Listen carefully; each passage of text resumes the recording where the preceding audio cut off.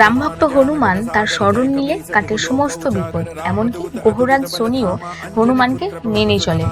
প্রতি শনিবার হনুমানের পূজা করলে শনির কোপ থেকে রক্ষা মেলে। ভক্তের ডাকে তিনি ছুটে আসেন, শক্তির রূপ, ভক্তির প্রতীক। তিনি হলেন মহাবলী হনুমান। শাস্ত্রে বলা হয়েছে, যেখানে রাম নাম সেখানে হনুমানের উপস্থিতি নিশ্চিত। রামভক্ত হনুমানের স্মরণ মাত্রই মনের ভয় দূর হয়, অশুভ শক্তির বিনাশ হয়, আর জীবনের সমস্ত বাধা ধীরে ধীরে কেটে যায়।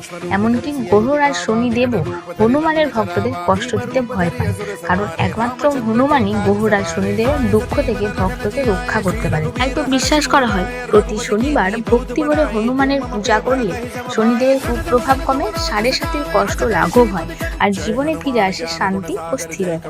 তুমি যদি বিপদে থাকো, মনে ভয় থাকে, বারবার বাধা আসে জীবনে, তবে একবার অন্তর থেকে রাখো জয় বজরংবলী, দেখবে পথ নিজে নিজেই খুলে যাবে।